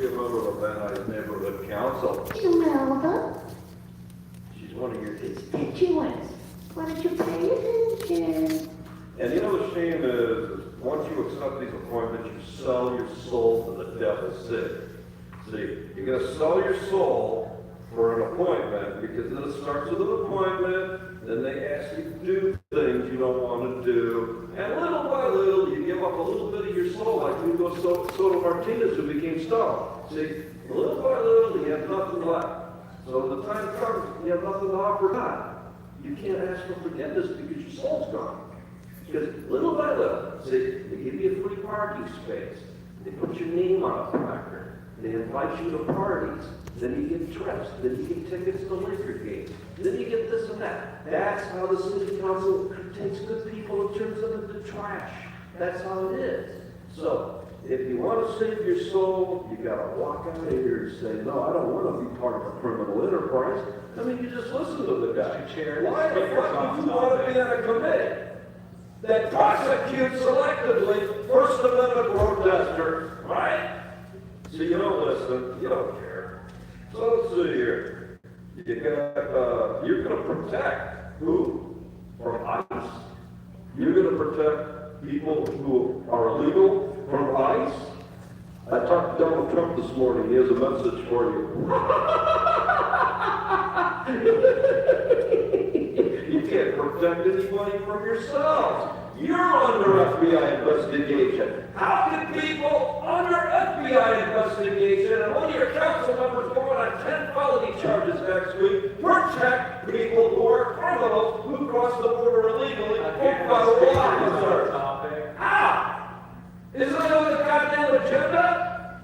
This was on the Channel 5 News. You're going to be meeting here today. How to protect people from deportation. How are you going to protect people from law enforcement when you're criminals? That's like going to Al Capone and asking for tax advice. You can't do it, right?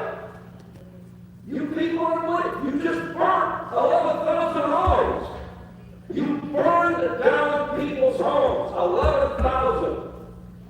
How the fuck are you here to have the nerve to interrupt me when I speak?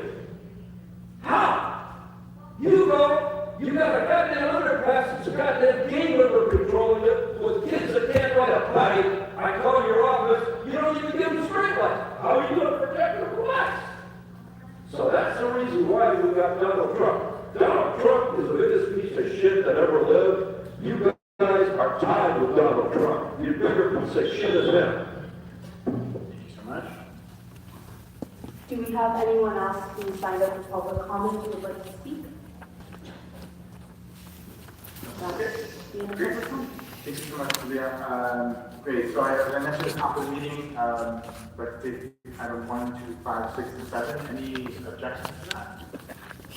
Okay, at this time I would ask the dealer if she would like to come up and say a few words.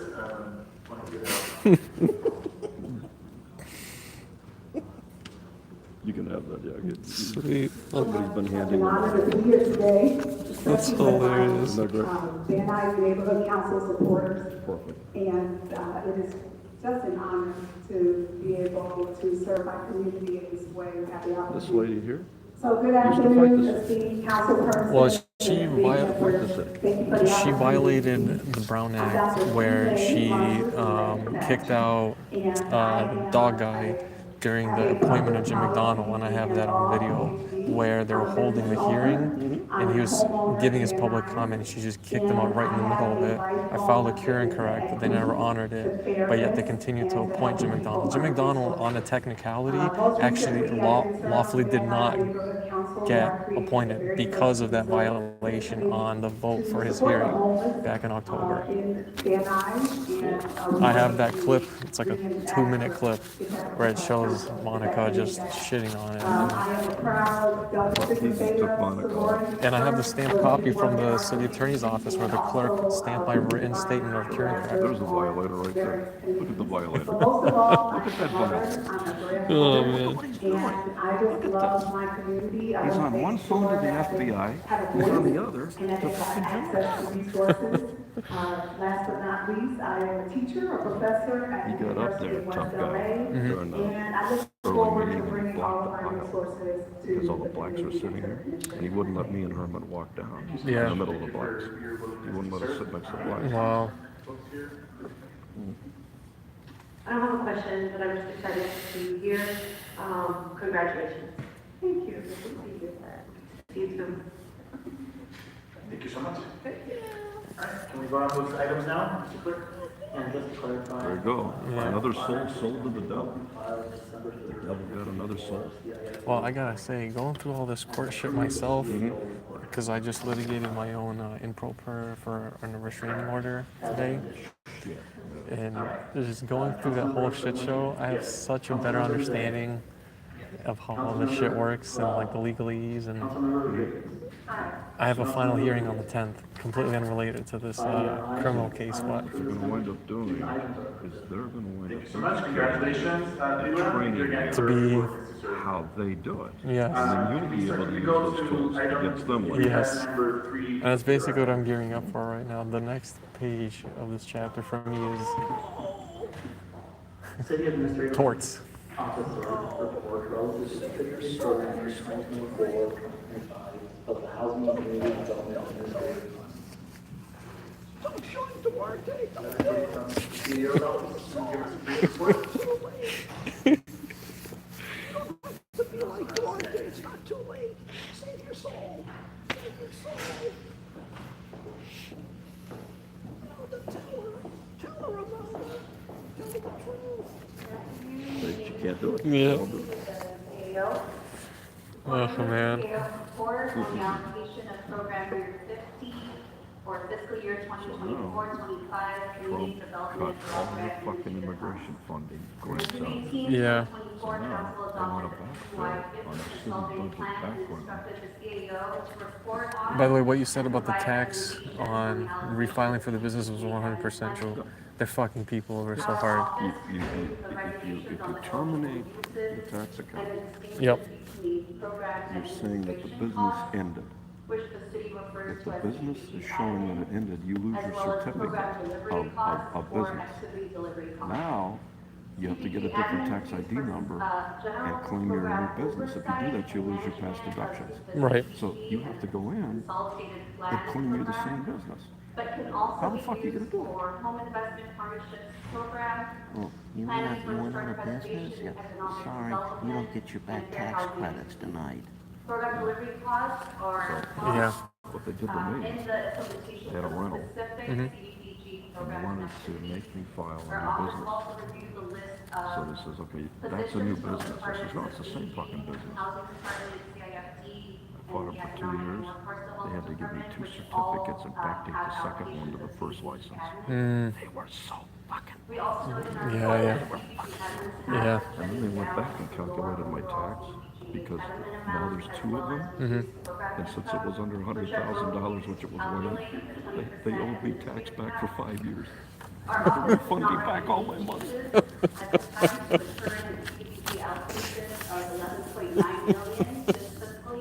You wonder why they think it put me the way they do. That's beautiful. I had a guy last night, 1:30 in the morning, all tinted windows. Right down on my block. Yep. On my driveway. Our Car's running, recommendations lights are on. to Fully, you request can't the see city inside. to request So technical this guy's been there assistance. before. So they're stalking me. They're watching my driveway. So I pulled out about 1:30. And the guy To kind of better backs up. understand best And then he practices on the stops. use of CDBG So I circle. admin And I come back. fully And I circle maximize again. program And the second delivery guy shows up. It is our goal to And stops. maximize So both now you got those one here. cost categories as well And now he as circles to and he leaves. avoid I go any back, get some increases coffee. to general And I come back fund. again and cross over and I go in the back cul-de-sac. I have. Then I turn around and I pull up behind him. Are there questions for? He takes off. Thank you so much, Drew. Any sort of So I feedback stop from this. the state on the report? So then, he does another donut. Good afternoon, my name is Rebecca So Montiel, finally he the goes Chief into a shopping Management center and he Officer, stops. CIFT, overlooking the So common plan.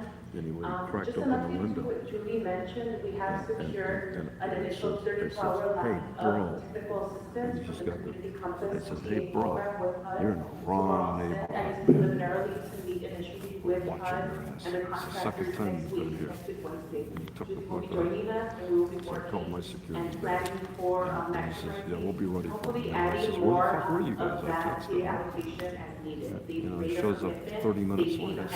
I says, next time I give you a 911, you get the fuck out of bed and get in that car. Because I need 2 cars. If we got 2 cars, we pin them out. See? Who does? Yeah, they are. Who does Heidi hire as goons? Because she obviously does. Who does she go? Like, what agencies these people go after? For sure. Elite Protective Services. Oh, okay. Plainclothes guys in the suit. Yeah. Little badges. Yeah. One of them brushed me and tried to knock me down. To claim that you assaulted him, and yeah. So anyway, she stopped her butt, and I told the guy, I said, hey, any fucking time you want. I said, you want to find me any fucking time you want. He comes up and he says, hey bro, this isn't like you normally hear. So, you want to take off the funny equipment and meet me somewhere. Because I had, about 15 years ago, I got a ticket for parking in front of a post office to go get my mail, all the way over in like middle of nowhere. near El Monte, Temple City. Can't do that. But they wrote me a moving violation for the car being parked. Yeah. So I had to go to court, and I went in. I beat him. And I go downstairs, and the cop is on his motorcycle, standing by my car. And he starts talking about shit. We're not done yet. And my friend's like, come on, man, we don't need this kind of trouble. I says, here's my business card. This is my downtown business card. And I says, you just call. You give me 10, 15 minutes, get ready. It's unclear, I said, you can bring whatever you want. And I said, only one thing. I need a baseball bat.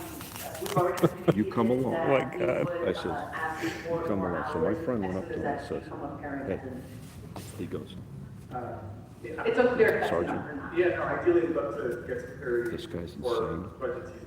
I've seen him do it. I'll take up my Yeah. No, I take it as a threat. He says, no, you understand. Just walk away from him. Yeah. So anyway, 2 I know weeks you're ago, talking about ring, potentially requesting more technical ring, assistance hours, keep saying that. but what is your Ring. priority for the use with the initial allocation? Government license plate shows up about 7 o'clock at night in front of the office. No, So they're what all- assholes. Anyway, guy gets out of the car. To dig in deep and on a granular level, position by And then position. the phone rings, the call and says, we're here, motherfucker. And I says, I'll be right outside. I says, right outside. So I walk out and there he is.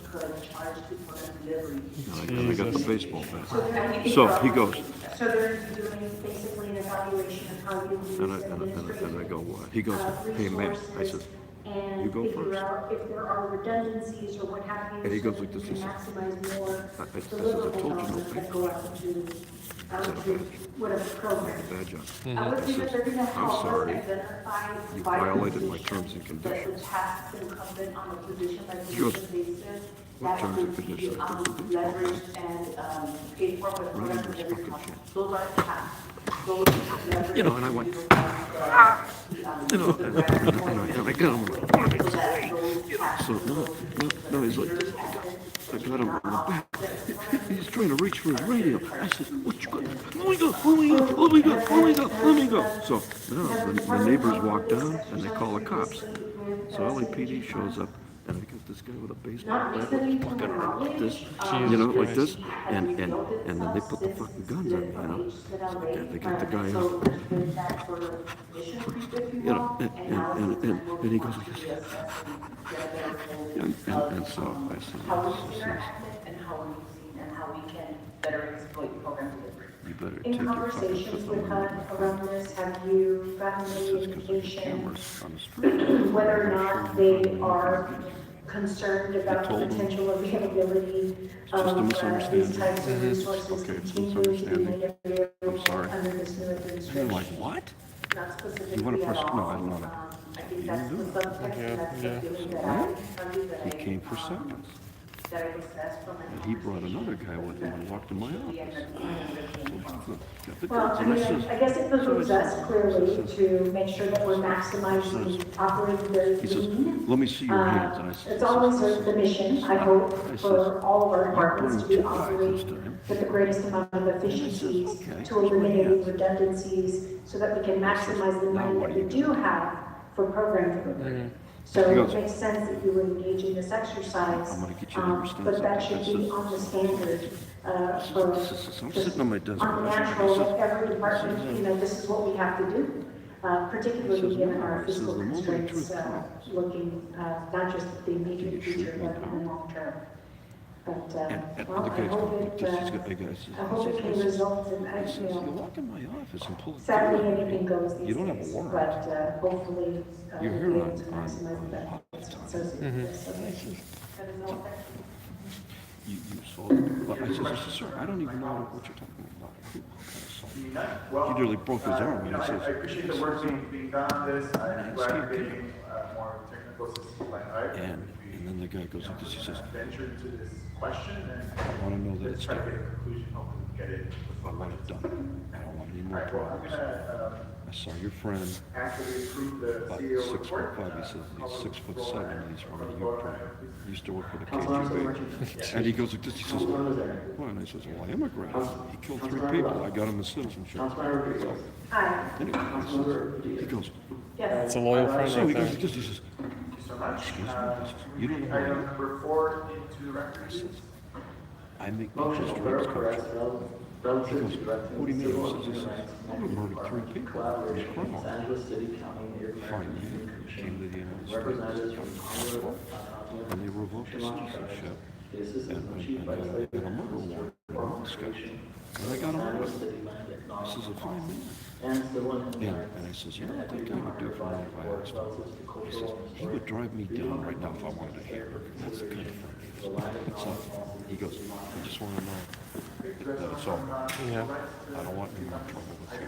So it's a lot of plainclothes assholes. Yeah. Then. So what I told him was, I says, Did they have, so their government plates, are they, does they exempt on them? All over the state? so now I told him, I says, okay, you want to be done? He goes, please. And his friend goes like this, oh shit, I'm leaving, bro. I didn't know it was this kind of shit until he got up. And I says, okay. We don't have to I do said, next to see you again in mathematics. And happy Black History Month for If I everyone ask you here. for one favor, I will be celebrating with my I'm gonna come to you for a favor one of these days. It's something that you want want to to do do. this report, please? Something you're capable of doing. Would you do me a favor? Just really, And he goes, what kind of favor? I says, who gives a shit what kind of favor? I says, you want this done, right? He goes, I want it done. So I says, all right, I come to you for a favor. You just remember me.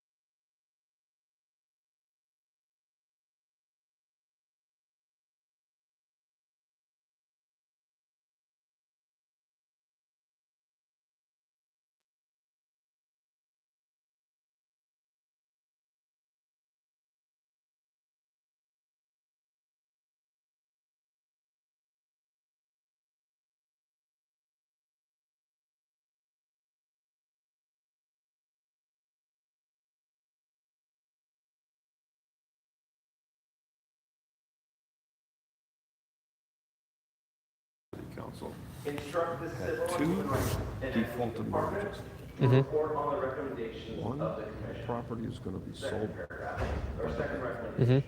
Instruct the city administrative officer to identify funding, which may include current unallocated funding in the Heritage Month accounts for the 2 Civil months and Human before Rights that and election, Equity Department to support the of a convening felony threat. of a working group to assist So, the night he ad filed hoc with subcommittee the DA, to develop trying to language charge for him. land law statements. Third If recommendation. he would've Instruct got the it city done, administrative officer to then he report could have back extorted on a restitution money part-time from the position for the charges. civil and human That's rights. how he was gonna stop that house from. This being report built. should include I see. identifying a I funding see. source for City staffing attorneys a that were part-time helping him position at the civil filed and 2 human rights and TROs equity against department. That's interesting. Okay. Would they call that an injunction or did they call that just a TRO? History and law to support Lanai. The TRO and then the Next injunction. recommendation. Okay. Request from Lanai When I went to propose court, legislation and an the initiative judge gave me that the support TRO and and said further to go back on acknowledge the the injunction and native said that tribal it's nations that I see. have I continued lost to that. contribute to Los Angeles. Last recommendation, announced instruct the she city was not gonna charge administrative me officer with the Mhm. assistance of the based on chief that legislative situation. analyst Mhm. and the civil and human rights and equity department to Her review voice the and current found memorandum of understanding with the county $118,000 regarding the Lanai and recommend all potential back to the bank amendments and made it to correct. increase city engagement with the commission. So it's a prosecution of a criminal case to get to. He could not, he claimed in the LA Times that he was having financial problems and couldn't pay the bills. But after they declined to prosecute me under that fake felony ordinance, all of a sudden he came up with the money and he had to redeem the property out of the trust sale. Why? Because if the bank had foreclosed on the house, they could have said that my arrest was a ruse to defraud me on a fake restitution. I see. So the city attorney told him, you better pay that fucking thing and redeem it, so he can't argue.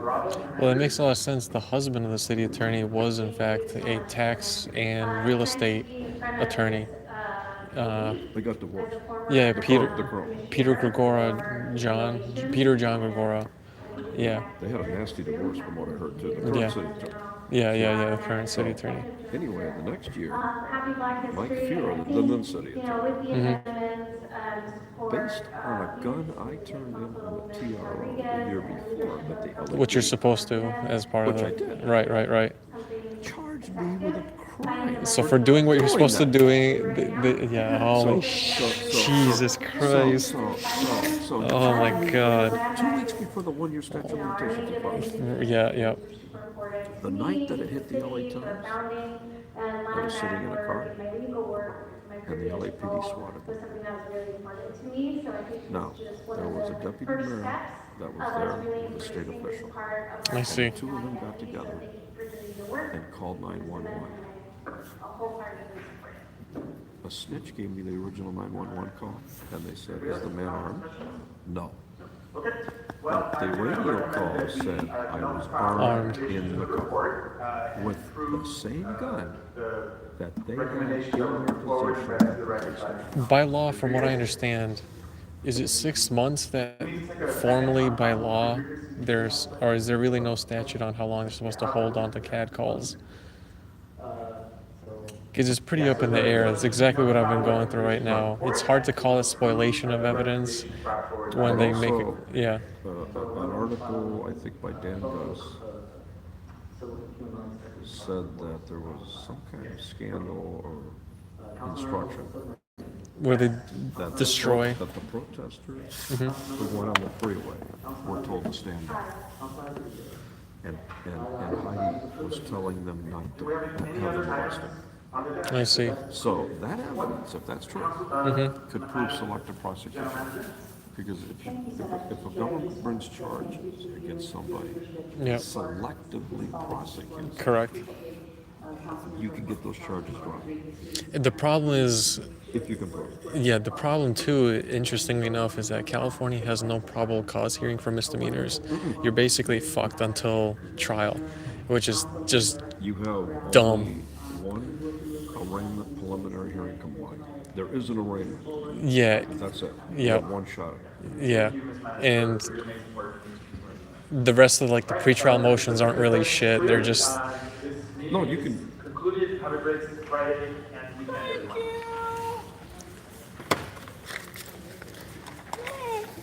Well, the other thing too is for criminal cases, they don't have a court.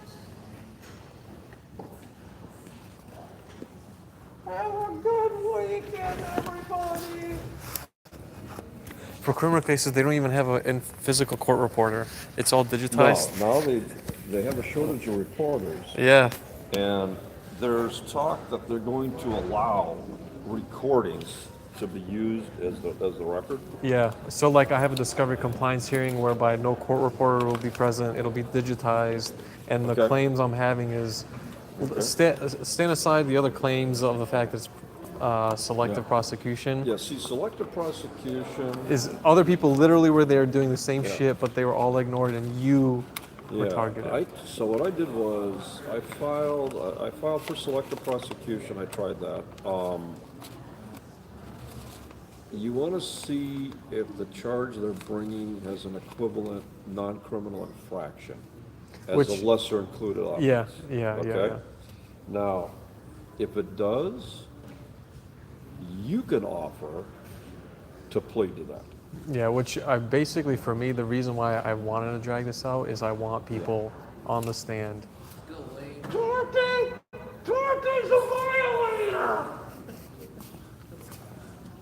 See, I didn't even know you were in the room. See, you gotta learn to remain Hey man, silent. at least it's Friday and giving entertainment.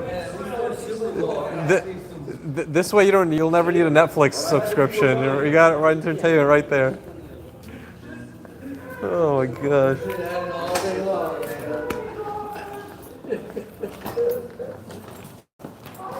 Thank you. I will say with his help, I basically learned to do what the folks on the bench are doing, but for good. I mean, he has a lot of insight, and you're right. I think if you utilize some of that, disregard the funny stuff and use the useful stuff. you can get a lot further. Yeah. But then again, he has a lot of knowledge, though, and sometimes I wonder how he finds some of this stuff out. Yeah, he's, I don't know, Definitely has some crazy genius or something else. It has to be. He's an immigration attorney. Yeah. He actually supports, he's on the court, a couple of immigration cases. I've seen him. I've read his cases. He knows what he's doing. He just looks like an idiot, but he really knows what he's doing. Let's go. Come on, man. All right, I gotta head out. Take care. Hey, you want my last donut, Wayne? Off, guys. Just gonna go in for some washing. Man, hell of a day today. I'll go on my other channel, update on stuff. All right, see ya.